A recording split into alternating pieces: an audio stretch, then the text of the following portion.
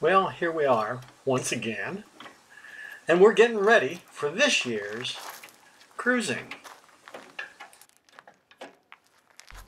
As we've said a number of times, one of the nice things about Guenevere is that not only is she low cost to cruise, she's low cost to not cruise. We keep her in a storage lot close to home so that I can work on her when we're not out cruising. During the time we had Guinevere in the storage lot, Jill and I have been thinking, it's been a long time since we visited New Orleans and made it to the Mardi Gras. So we thought this year, why not? It'd be a lot of fun, and we haven't cruised the Gulf of Mexico yet. So, like last year, we hooked up the trailer to our truck, but this year headed east on February 13th. We arrived at the Seabrook Marina and Yard on February 16th, in time for Mardi Gras. First, a few quick facts about our tow cross country. From the storage yard near Phoenix, Arizona to Seabrook Marine in New Orleans was 1,524 statute miles. We took I-10 all the way and spent a few nights. We used 143.42 gallons of diesel, and we averaged about 10.75 miles per gallon. The roads were pretty good most of the way. We were happy that during the trip we had good weather, no high winds or rain, and it wasn't a hard trip to do. We felt although it was twice as far as we towed last year going up to the Bay Area, it was far easier. We didn't have to climb a bunch of mountains, and we didn't have to, control downhill runs. And unlike when we towed from Georgia to the San Francisco Bay behind an old gas-powered V8 Dodge van we had with a 2-axle trailer, this was a lot nicer.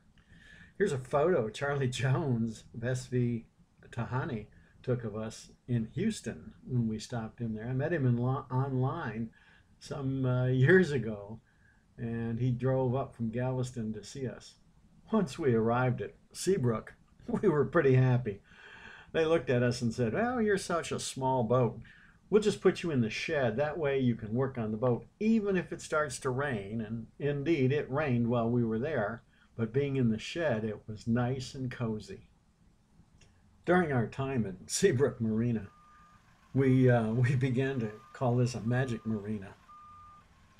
As it turned out, Seabrook needed to use the shed just for a day, so just asking us if it was okay, and we said sure. They moved us out of the shed just for one day and parked us right in front of the driveway, where as people drove in and out, they would see our boat.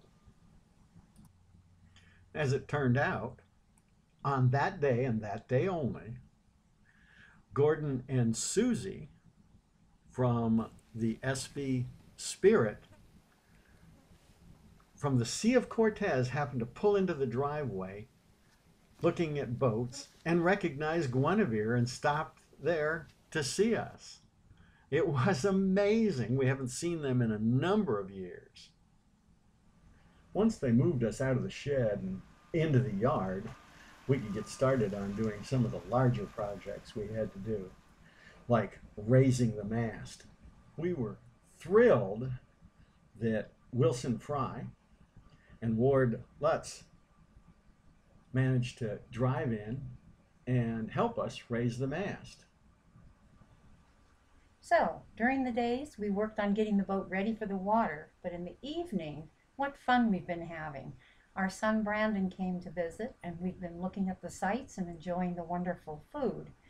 We attended a number of the wonderful parades and have a big stash of beads and all the other items they toss from the floats, including plush toys, LED lighted items, doubloons, and all types of beads. We expect to be here a couple more weeks. We're having a lot of fun, and the food is phenomenal.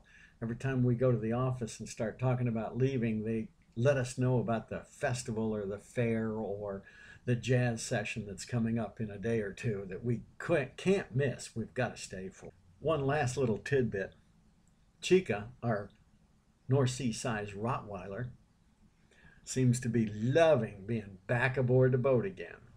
Well, that's our February and March report, and we'll let you know what happens next.